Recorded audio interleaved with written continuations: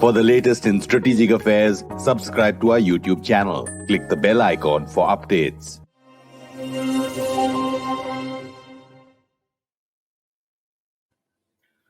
Hello and welcome to StratNewsGlobal and welcome to The Gist, our signature show on foreign affairs and security.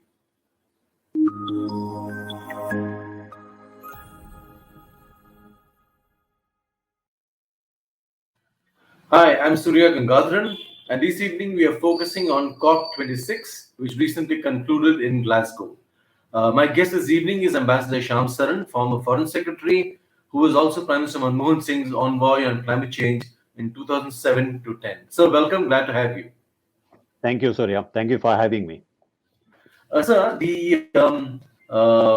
India's declaration about setting 2070 as a deadline for net zero.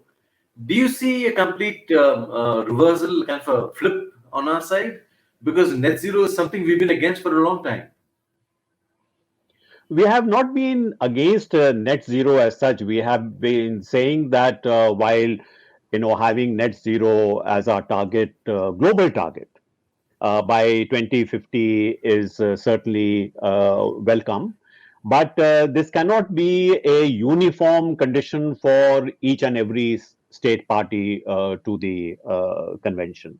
Because countries are at different levels of development, their needs are different, the kind of situation where they are placed in is very different. So you cannot have the same size fits all kind of approach. We had said that it is not a very practical thing for us to sort of sign up to any kind of a target date. As you know, we have also not signed on to a target date for our peaking of emissions. In that sense, there was a position taken that we are not in favor of individual countries being asked to sign on to this net zero by 2050. But obviously, I think there has been perhaps a decision that India should be seen as taking a forward-looking position. There was also a lot of pressure, as you know, from the United States of America and from the European Union, that India, as one of the largest emitters, should also commit itself to some kind of a target. So, from that point of view, the Prime Minister indicating 2070 as a target date for net zero for India is something which has certainly deflected the political pressures on us on this issue. And in practical terms, frankly, to me, it doesn't really mean very much because 2070 is a long time away. There is a lot of things that can happen in between. I would say that both for India as well as for other countries, it is far more important to see what countries are willing to do in the next 5 years, in the next 10 years, Absolutely. because that will determine the pathway for the future. I think 2070 as a political gesture is fine, but I do not see much in terms of the practical significance of this. Perhaps you should look more at what Prime Minister has said in terms of our renewable energy target, our solar energy target. Those are perhaps more important. So I just want to come to that. He's talked about scaling up renewables and bringing down emissions intensity. In your understanding, are we on track to achieve these goals? These are doable? Yes, I think so, because as far as the trajectory of our emissions intensity is concerned, in fact, it has been, progressively going down. So that's a good sign. And as far as renewable energy is concerned, I think India has a good story to tell because it has made some impressive gains in terms of installed capacity for solar, for wind. These are in fact quite impressive. Also, I have been pointing out that even on the issue of coal, even though India is very heavily dependent upon coal-based thermal power, not many people know that India has actually, progressively put a kind of a cess on production of coal, which started with, something like 50 rupees. Now, I believe, if I'm not mistaken, it's something like 400 rupees per ton. And that, in effect, although we may not be calling it a carbon tax, in a sense, Yeah. it is. We have also done quite a great deal as far as the issue of coal is concerned. Mhm. Since we're on the subject of coal, India has said this is the whole issue of phase down of coal. Now you have written about this. You've said it was inept diplomacy that we shouldn't have gone up there and put this up. Um, Given that it was China and the US which had kind of pioneered this term, if you want to call it that, um, were we wrong there, or what's your sense? Well, I separate the two things. One is what is India's position with regard to scaling down the use of coal, and that there, of course, India, as I mentioned to you, is very much heavily dependent upon coal. For its power production, electricity production, and that dependence will go down only slowly, even though we are encouraging renewable energy, and also will greatly depend upon whether or not we are able to develop alternative sources of energy which are clean. One is hydropower, the other is nuclear energy. So far, we have not been able to push the capacity in those two areas in a very significant manner. So it is good for India to be cautious in terms of committing itself to what was originally in the declaration, which was phasing out. That means at sooner or later you would get rid of coal altogether as a Yeah. source of power. So taking a certain considered position on what would be the role of coal in our future energy composition, that's I have no difficulty with. But what happened at the conference was that this was not really a position which India had put forward. It was a position which had been agreed upon between the US and China in Yeah. the joint declaration which they produced on November 10th, which talked about, phasing down of unabated use of coal in power production. So it was not a Indian, Yeah. phraseology. Now, when that was introduced at the last moment, in fact, at the conference, why was India asked to present that? Because it was not, if the source of that was not India, then why should India have been asked to, present that amendment? Mhm. I pointed out in the article I wrote that China is by far the largest, consumer of coal. It is the Absolutely. Yeah. largest producer of coal. Its capacity, coal-based thermal power capacity is several times more that of India. So, if anybody had to produce that phraseology at the last moment for an amendment, surely it should have been China. Why should have India been taking that position? So, what happened was the optics of it became very negative, Mhm. because even though it might have a position adopted by the Americans and the Chinese, uh, at the conference, it was the Indian minister who introduced that change. Mhm. So naturally, everybody piled on to India, saying you have somehow sort of diluted the strength of the declaration by introducing this last minute amendment. Mhm. So that's why I said that maybe it was not necessary for the Indian minister to introduce that. May have been better for those who are far more concerned. They should have belled the cat in a sense. Mhm. Do you see an element of kind of India being coerced into this? What is your I sense? don't I don't get the sense that India was coerced into it. But you see, maybe some of these countries may have approached India, or maybe the host approached India and said that since your position is also similar to what the others are saying, perhaps you might introduce the amendment. The Maybe the in as as a matter of cooperation, the Indian minister might have said yes, perhaps without realizing The what the import. optics would look like. Mm-hmm. So in diplomacy, those optics sometimes also become very important. Yeah, yeah.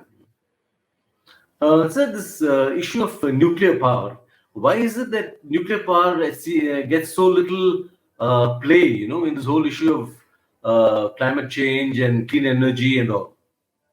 Well, the one issue is that, as you know, particularly after what happened in Chernobyl several years ago, and Yeah, then Fukushima more recently, uh, public opinion in many countries has turned against nuclear energy. Although, frankly speaking, if you look at the record, nuclear energy has proved to be one of the cleanest and safest yeah, sources of energy. But the public perception because of those disasters is that this is a very unsafe, source of energy. And wherever you have the word nuclear, yeah, people get a little apprehensive. So it has nothing to do with the actual nature of nuclear energy, but we have to recognize the fact that there is a public perception which is very negative, certainly in places like Europe, for example, even in the United States of America. And you might have seen that after Fukushima, even in India, the sentiment sort of turned yeah, negative in many areas, because yeah, earlier chief ministers used to compete with one another to have nuclear power plants, located in their states. Then after Fukushima, there's also said, not in my backyard, kind yeah. of a sentiment. Hmm. This is really because of that. The other thing is that the economics of nuclear power, precisely because of Fukushima, a lot more safety features had to be introduced, a lot more security features had to be introduced, and all those are quite expensive. So the economics of nuclear power in relation to other sources of power, perhaps over a period of time, also turned somewhat unfavorable. That is why the expansion of nuclear power has been somewhat slower. So in India, uh, some of the plants are actually being constructed, but certainly the pace of expansion that we Yeah, had extremely slow. envisaged is very slow. And as I said, the two reasons are: one is the safety feature and the impact of Fukushima, particularly in terms of the public perception of nuclear power, and secondly, also the cost factor. Mhm. There are no technology issues here, are they, sir? Well, there are different kinds of technology available. I mean, the French have something which they consider to be most advanced, but it's very, very costly. Yeah, And some of the nuclear technology is not yet fully tested. As you know, I mean, there has been a problem with the French nuclear power plant being built in Finland. It has yeah. been, delayed, and there has been major cost overruns. So there is an issue. I mean, the kind of technology which, for example, Japan has now, Westinghouse technology and the production capability for nuclear reactors has been basically sold to Toshiba in Japan, Yeah, which is why the peaceful nuclear cooperation agreement between India and Japan was very important. yeah, yeah. Mhm. Sir, on the issue of climate finance, $100 billion was promised and never delivered. What is your sense of where this is going? I don't think it is going anywhere. Now they have agreed that, okay, we will now try to get to $100 billion in the next during the next 5 years, and we will try and scale up thereafter. Now, given the nature and scope of financing which is required for dealing with the challenge of climate change, it's multiples of what is being promised.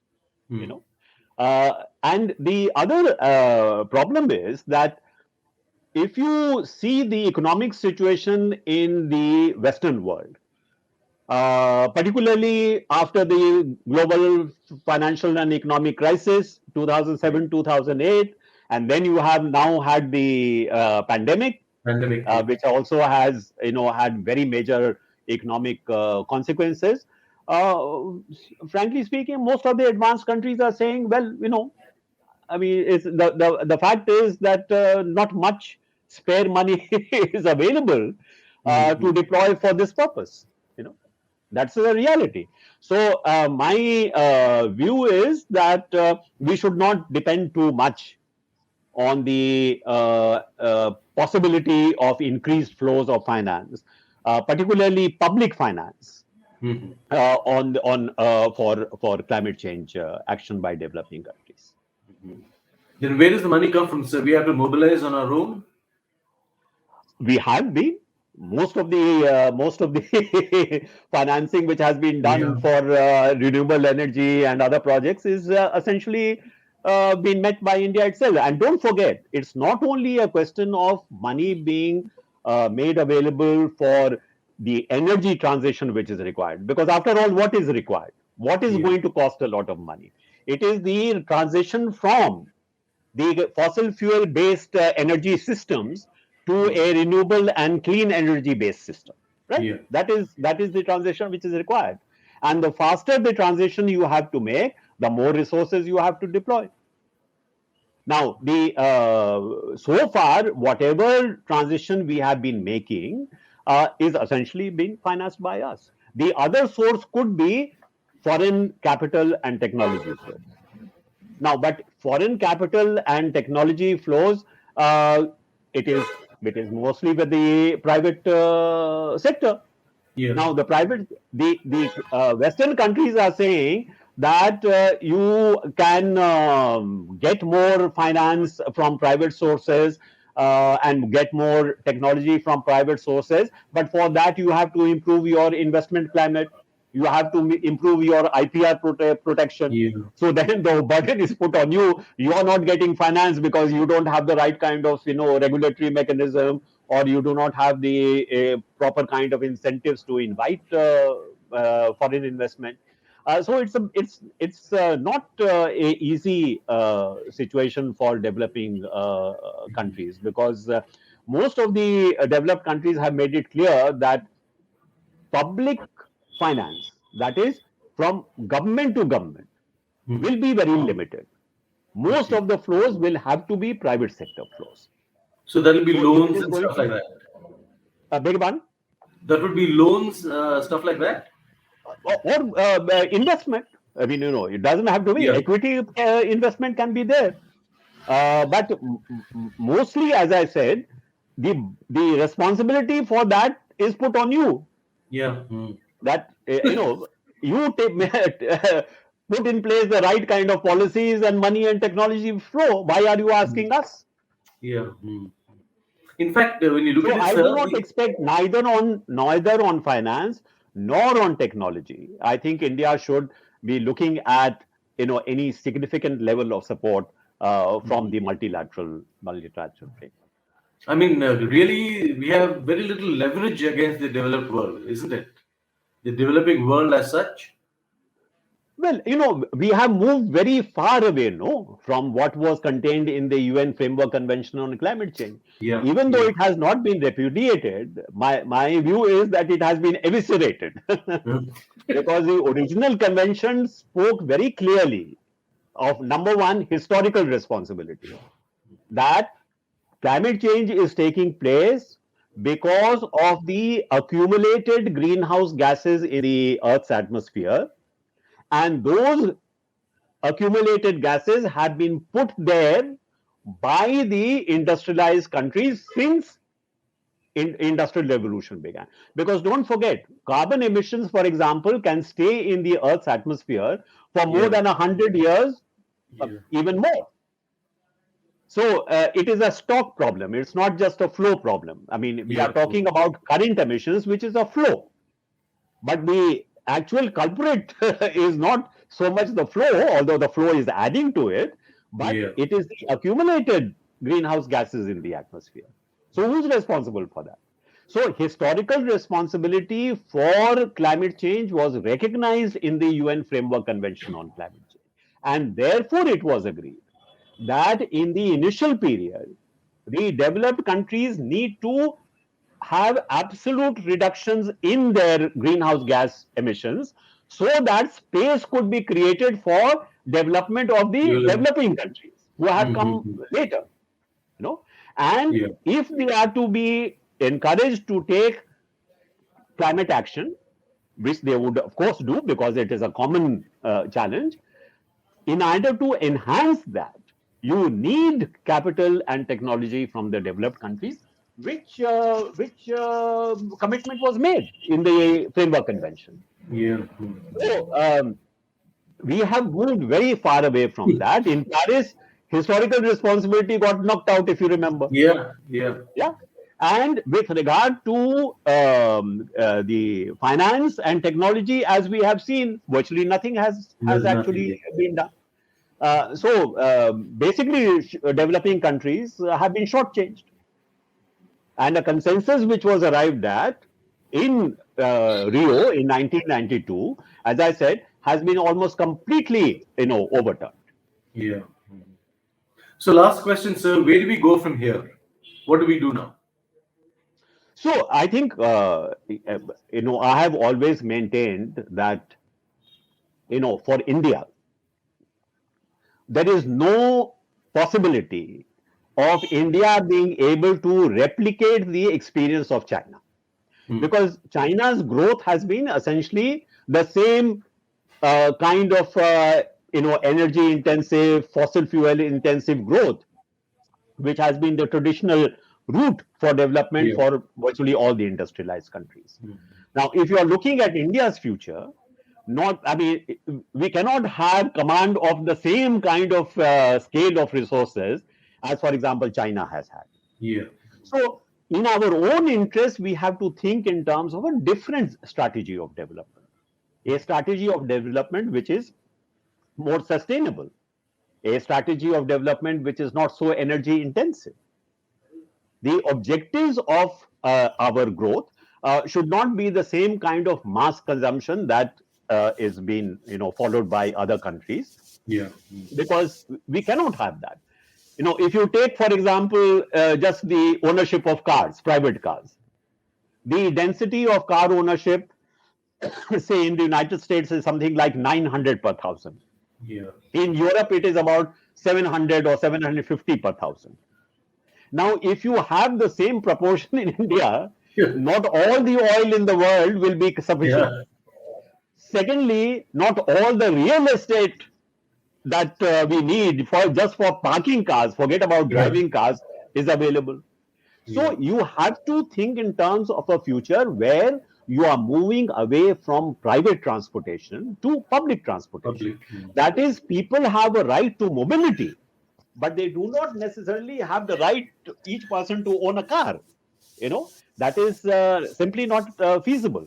Yeah. So this is why I'm saying that you need to rethink your growth strategies. What can be ecologically more sustainable? Because the path which we are following, not just India but others also, the path which they are following is leading to an ecological dead end.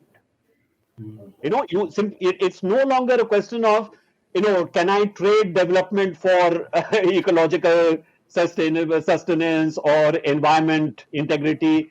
Yeah. One has now become the condition for the other. That is, you can only sustain growth over a period of time only if it is ecologically sustainable. So look at the adaptation cost, for example. Because climate change is taking place, it is having very, very major consequences. You see forest fires, you Yeah. see floods taking place. Even in India, you have seen, like, look at what has been happening in, for example, Chennai. Chennai. Yeah. Yeah. Or even today, the kind of pollution which we are experiencing in a place like New Delhi. At the end of the day, this is also related to unsustainable economic development strategy.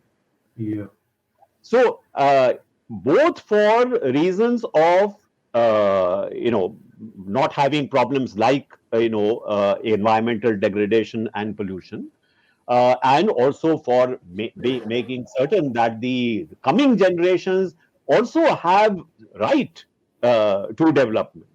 Yeah. We have to move away from the current strategy. So even though I criticize the very selfish kind of position taken by developed countries over the last several years on this very important global challenge. I also at the same time believe that irrespective of what is happening there in the climate negotiations, it is in India's interest to rethink its development strategy, which cannot be any longer, cannot be energy intensive, it cannot be fossil fuel intensive. You have to make a shift. So the good news is that for India, energy security, if you take it, and climate change action actually complementary. Yeah, yeah. Because see how heavily dependent we are on imported oil or imported natural gas. Even coal we have to import because Yeah. the quality of coal which we require for some of the newer plants are not available in India. Yeah.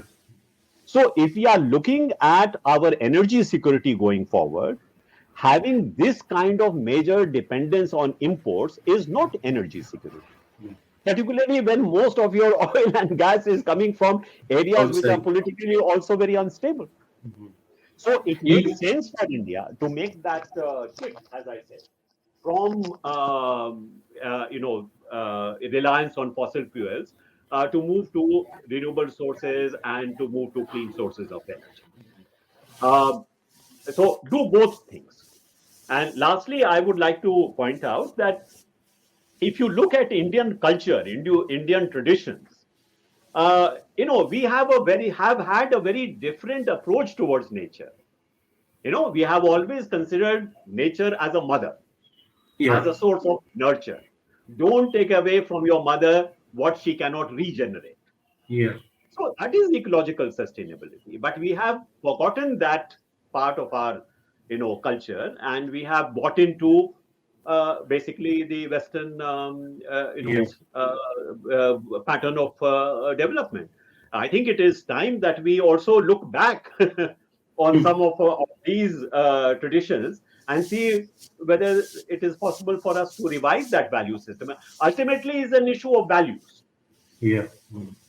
And do you define affluence as clean water to drink, fresh air to breathe, green earth to walk on? These also are affluence. Yeah. So maybe we need to rethink our value system. Without that, it is very difficult to see that progress can be made. You see any signs of that happening, sir? Sorry? You see any signs of that happening? This rethink about the No, I model don't. of economic development? No. I mean, you see, I welcome the fact that we are trying to, encourage renewable energy and solar energy. Those are very good moves. Yeah. But those are not shifting the strategy of development from what we are locked into right now. Yeah. Take agriculture. We are still following the old intensive agriculture development program. Yeah. Which means what? Hybrid seeds, put in huge amount of fertilizers, put in lot of pesticide and massive amount of water. Yeah. Now it worked in terms of the green revolution for a time, but it is now completely diminishing returns. So what is the point in persisting with it? And there are alternatives. This is what is good is that it's not that alternatives are not available. But alternatives have to be scaled up, alternatives have to be popularized. That sort of thing is not yet happening. On that note, sir, thank you very much for your insight and a pleasure talking to you again, sir. Thank you very much. Thank you very much. Thank you. Okay, thanks. Okay. And for all of you out there who have been tracking us on our YouTube channel, keep coming to us with your comments, observations, and questions. Visit our website, follow us on Instagram. Thank you and good night.